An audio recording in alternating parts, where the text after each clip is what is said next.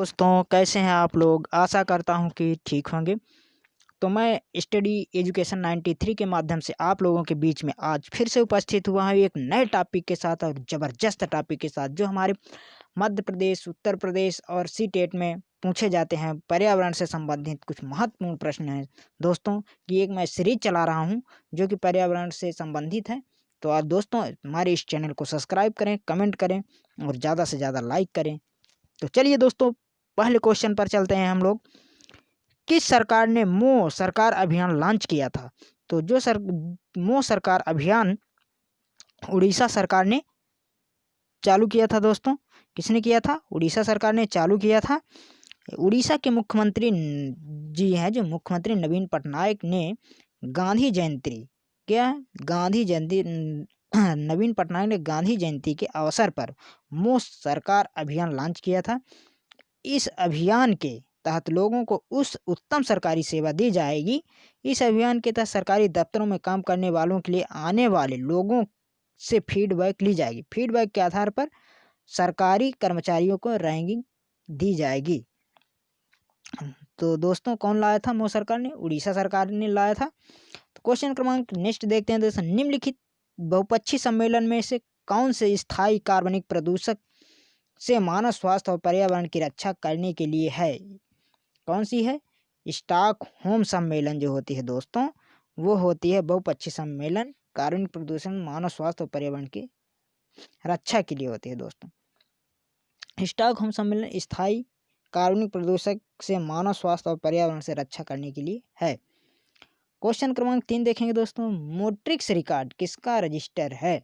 जो मोस्ट्रिक्स रिकॉर्ड होता है दोस्तों, और मानव जनित गतिविधियों के तहत खतरे में जलीय स्थान है, उनके लिए ये रजिस्टर होता है दोस्तों। क्वेश्चन क्रमांक 4 देखेंगे। निम्नलिखित में से कौन सी बीमारी से कोयले की खान में काम करने वाले मजदूरों की उम्र कम हो जाती है और उसी बीमारी से ब्लैक लंग्स बीमारी हो जाती है? ब्लैक लंग्स बीमारी जो हो जाती है दोस्तों, वो क्लोम-गोल-रुग्णता के कारण हो जाती है। क्लोम-गोल-रुग्णता के कारण हो जाती है दोस्तों ये बीमारी, जो कि हमारे कोयले की खदानों में काम करते हैं, उनको क्या हो जाता है? क्लोम-गोल-रुग्णता रोग हो जाता है। क्लोम-गोल-रुग्णता मुख्य रूप से खदानों में काम करने वाले लोगों में हो जाता है। इसकी कोई स्थायी इलाज नहीं है दोस्तों। इसका मतलब ये होता है दोस्तों कि जो खदानों में काम करते हैं कोयले की, वहाँ कार्बन की मात्रा ज़्यादा हो जाती है। मतलब वहाँ की वायुमंडल में जो होता है, कार्बन की मात्रा ज़्यादा हो जाने से जो फेफड़े होते हैं, मनुष्य के फेफड़े, वो हवा को खींचने के लिए होते हैं। तो वहाँ क्या हो जाता है, उनके फेफड़ों में जो होती है दोस्तों, छोटे छोटे छिद्र होते हैं, हवा के माध्यम से वो कार्बन की मात्रा ज़्यादा होने से वो जाके वहाँ पर जमा हो जाता है, जिसे हम क्या कहते हैं? ब्लैक लंग्स रोग भी कहते हैं। क्या कहते हैं?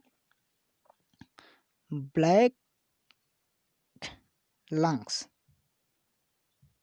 रोग कहते हैं दोस्तों। इसको याद रखिएगा। जो है इसको हिंदी में कहते हैं क्लोम गोला रुग्णता। वन्य जीव संरक्षण के क्षेत्र में अदम्य साहस दिखाने वालों को कौन सा पुरस्कार दिया जाता है? जो वन्य जीव संरक्षण के क्षेत्र में अदम्य साहस के लिए पुरस्कार दिया जाता है दोस्तों, वो है अमृता देवी बिश्नोई पुरस्कार। अमृता देवी बिश्नोई पुरस्कार वन्य जीव संरक्षण के क्षेत्र में अदम्य साहस दिखाने वाले को दिया जाता है। इसमें 1 लाख रुपए की राशि प्रदान की जाती है। दाचीगम राष्ट्रीय उद्यान कहाँ है? दाचीगम जो राष्ट्रीय उद्यान है दोस्तों, वो है जम्मू कश्मीर में। कहाँ है? दाचीगम राष्ट्रीय उद्यान है जम्मू कश्मीर में। समताप मंडल की ओजोन गैस की परत की मोटाई किस इकाई से नापी जाती है? समताप मंडल की जो ओजोन परत की इकाई की मोटाई है, उसके डाप्सन इकाई के द्वारा मापा जाता है। क्वेश्चन क्रमांक देखेंगे। जो डाप्सन की इकाई होती है, ओजोन परत की खोज कौन किया था? ओजोन परत की खोज जो दोस्तों 1913 में फ्रेंच वैज्ञानिक चार्ल्स फ्राइबे और हेनरी विल्सन ने की थी। इनको गुणों को अध्ययन वैज्ञानिक GMB डॉप्सन ने किया था। उन्होंने इसकी मोटाई नापने के लिए स्पेक्ट्रोफोटोमीटर विकसित किया था। उन्हीं के नाम पर ओजोन परत की मोटाई डॉप्सन इकाई से नापी जाती है। कार्बन डाइऑक्साइड के उत्सर्जक देशों की सूची में किस स्रोत से कार्बन डाइऑक्साइड उत्सर्जन पर आधारित होता है? जीवाश्म ईंधन का जलन, सीमेंट उद्योग, उपयोग दोनों। तो जो होता है दोस्तों कार्बन डाइऑक्साइड उत्सर्जित देशों की सूचियों में जीवाश्म ईंधन का जलन और सीमेंट उद्योग दोनों से किया जाता है। क्या है इसका? दोनों है आंसर सही। मतलब दोनों को कार्बन डाइऑक्साइड उत्सर्जक का मेन मुख्य कारण माना जाता है। कार्बन डाइऑक्साइड उत्सर्जक देशों में सूची जीवाश्म ईंधन जलने और सीमेंट उद्योग से उत्सर्जित कार्बन डाइऑक्साइड पर आधारित होता है।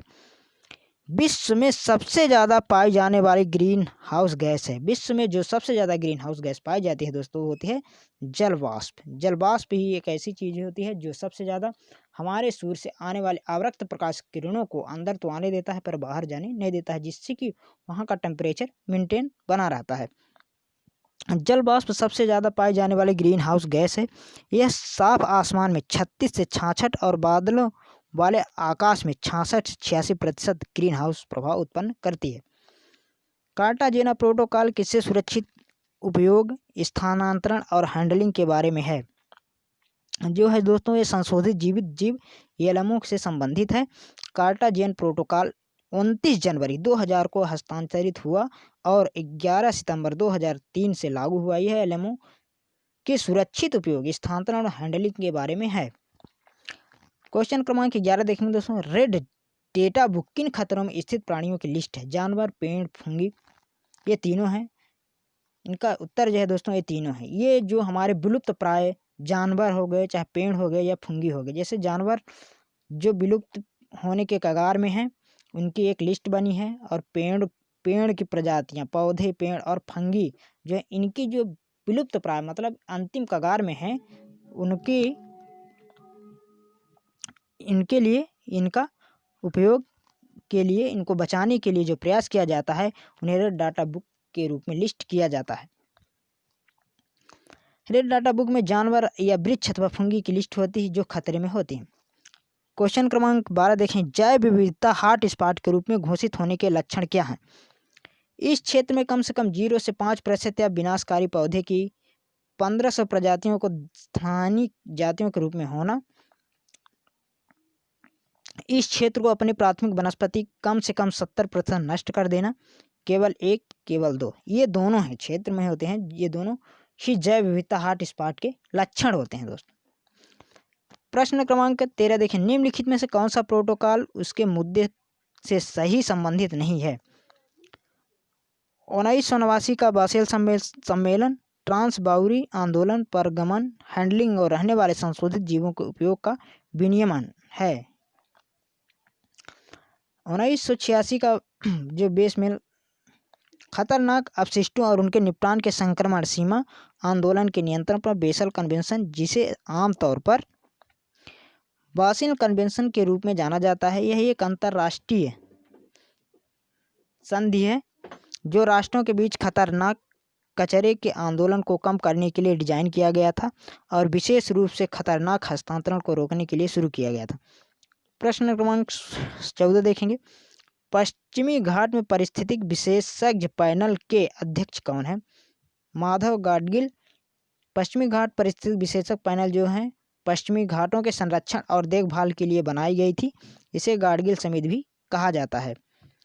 शेर की पूंछ वाला मकाक किस वन्य जीव रिजर्व में पाया जाता है? शेर की पूंछ वाला मकाक जो होता है वो नीलगिरी में पाया जाता है दोस्तों। शेर की पूंछ वाला मकाक पश्चिम घाटों में पाया जाता है। यह नीलगिरी की पहाड़ियों में पाया जाता है। यह दुर्लभ प्रजाति है। भारतीय जलीय निकायों में एक परेशानी घास के रूप में प्रदूषण निकालने के लिए एक जलीय पौधे को अमेरिका में से पेश किया गया। इसका क्या नाम है? एगिओल्पस जलकुंभी दक्षिण अमेरिका का एक पौधा है। यह बहुत अधिक संख्या में बीज उत्पन्न करता था। इनके बीजों का अंकुरण की क्षमता 30 वर्षों तक होती है। नाइट्रोजन चक्र में मिट्टी नाइट्रेट्स को मुक्त नाइट्रोजन में किसके द्वारा बदल दिया जाता है? नाइट्रीफाइंग बैक्टीरिया जो होते हैं वह नाइट्रोजन को नाइट्रेट के रूप में परिवर्तित कर देते हैं, जिससे हमारे पौधे उसका उपयोग कर सकते हैं। नाइट्रोजन चक्र में मिट्टी नाइट्रेट्स को मुक्त नाइट्रोजन में डीनाइट्रीफाइंग बैक्टीरिया के रूप में बदल दिया जाता है, जो हमारे पौधे उपयोग करके प्रोटीन्स या एमिनो एसिड के रूप में परिवर्तित कर देते हैं। सल्फर डाइऑक्साइड के प्रदूषण का जैविक सूचकांक क्या है? काई। जो सल्फर डाइऑक्साइड होता है, इसको प्रदूषण के रूप में जो प्रदर्शित करता है हमारा कायु है, उसको ये डिफाइन करता है कि इस गैस का प्रदूषण कहाँ सबसे ज़्यादा है, कहाँ कम है। उसके लिए वो एक प्रदूषक कारक के रूप में या इकाई के रूप में उपयोग किया जाता है। पानी में फर्न, अजोला और साइनोबैक्टीरिया अन्ना बेना के बीच संबंध है, सहजीवी का संबंध होता है, जो कि एक दूसरे का जीवन के रूप में उपयोग करते हैं। वो उसका उपयोग करता है और उसका उपयोग करता है। फनी, अर्न, अजोला और साइनोबैक्टीरिया अन्ना बेना परस्पर सहजीवी होते हैं। निम्नलिखित में से कौन सा मूंगा चट्टान का क्षेत्र नहीं है? खंबात की खाड़ी में जो है मूंगा की चट्टानें नहीं पाई जाती हैं दोस्तों। क्या है? मूंगा की चट्टानें नहीं पाई जाती हैं खंबात की खाड़ी में। भारत में मूंगा की चट्टान 4 जगहों में पाई जाती है दोस्तों। पहला है मन्नार की खाड़ी में। कहाँ पाई जाती है? मन्नार की खाड़ी में। दूसरा लक्षद्वीप में। तीसरा अंडमान निकोबार द्वीप समूह में। और चौथा है कच्छ की खाड़ी में। विश्व का सर्वाधिक प्रति व्यक्ति कार्बन डाइऑक्साइड उत्सर्जक है जो है दोस्तों ये कतर है। इसका जो सही उत्तर है, विश्व में सर्वाधिक कार्बन डाइऑक्साइड उत्सर्जक देश है कतर। कतर दुनिया का प्रति व्यक्ति सबसे बड़ा कार्बन डाइऑक्साइड उत्सर्जक है। हालांकि कुल मिलाकर सबसे बड़ा कार्बन डाइऑक्साइड उत्सर्जक चीन है, पर दुनिया में सबसे ज़्यादा प्रति व्यक्ति कार्बन डाइऑक्साइड का जो उत्सर्जक है दोस्तों, वो है कतर। क्या है? कतर। दुनिया में प्रति व्यक्ति कार्बन डाइऑक्साइड का उत्सर्जक देश है कतर। ठीक है दोस्तों। और जो है सर्वाधिक जो विश्व में कार्बन डाइऑक्साइड का उत्सर्जन करता है वह देश है चीन। निम्नलिखित में से कौन सी ग्रीन हाउस गैस नहीं है? कार्बन मोनोऑक्साइड जो है वो ग्रीन हाउस गैस नहीं है, पर ये सबसे ज़्यादा खतरनाक गैस होती है। कार्बन डाइऑक्साइड जो होती है इससे ज़्यादा खतरनाक होती है कार्बन मोनोऑक्साइड, क्योंकि इसमें ऑक्सीजन की मात्रा कम होती है और इसमें व्यक्ति का या किसी भी जीव का दम बहुत जल्दी घुट जाता है। लेकिन यह ग्रीन हाउस गैस का काम नहीं करती है। निम्नलिखित में से कौन सा कथन गलत है? फोटोकेमिकल धुआं में हमेशा ओजोन होता है। कार्बन मोनोऑक्साइड जहरीला प्रभाव ऑक्सीजन की तुलना में हीमोग्लोबिन के लिए अधिक से अधिक आकर्षक है। लीड ऑटोमोबाइल निकास का सबसे खतरनाक धातु प्रदूषक है। इनमें से कोई नहीं, ये सभी कथन सत्य हैं। इकोलॉजी शब्द किसने प्रतिपादित किया था? इकोलॉजी जो शब्द है उसे प्रतिपादित किया था अर्नेस्ट हैकल ने किया था। किसने किया था? अर्नेस्ट हैकल ने किया था इकोलॉजी शब्द का प्रतिपादन। इकोलॉजी या पारिस्थितिक विज्ञान परिस्थिति का अध्ययन कराने वाली पर्यावरण की एक शाखा है। इसकी स्थापना 1866 में अर्नेस्ट हैकल ने किया था। कब किया था? 1866 में अर्नेस्ट हैकल ने किया था। इकोटोन में जो प्रजाति प्रचुर मात्रा में पाई जाती हैं क्या कहलाती हैं? एज प्रजाति। क्या कहलाती हैं? एज प्रजाति कहलाती हैं। ये प्रोटोकॉल प्रचुर मात्रा में पाई जाती हैं, एज प्रजातियां होती हैं। 2 बायोम के माध्यम से संक्रमणकालीन क्षेत्र में इकोटोन कहलाता है। इकोटोन में प्रचुर मात्रा में पाई जाने वाली प्रजातियां एज प्रजातियां कहलाती हैं। साइबेरियन सारस किस नेशनल पार्क में पाया जाता है? साइबेरियन सारस जो होता है केवलादेव नेशनल पार्क में पाया जाता है। कहाँ पाया जाता है? साइबेरियन सारस केवलादेव नेशनल पार्क में पाया जाता है। साइबेरियन सारस एक खतरे में प्रजाति है।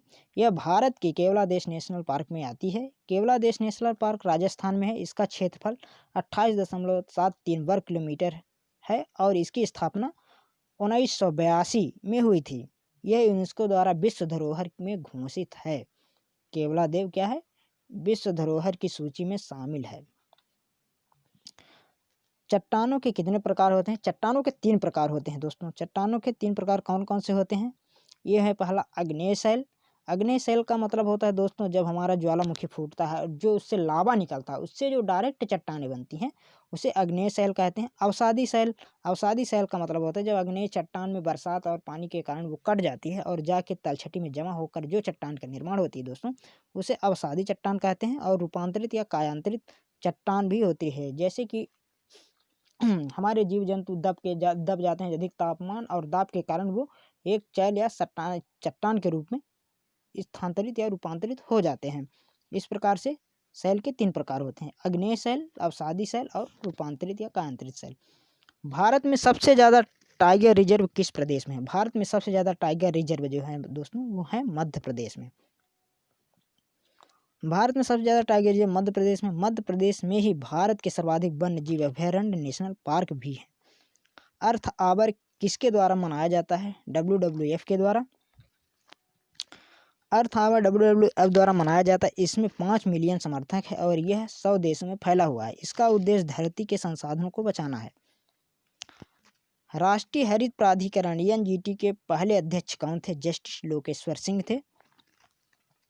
NGT की स्थापना 2010 में हुई थी। इसके पहले अध्यक्ष जस्टिस लोकेश्वर सिंह थे। कौन थे? जस्टिस लोकेश्वर सिंह थे।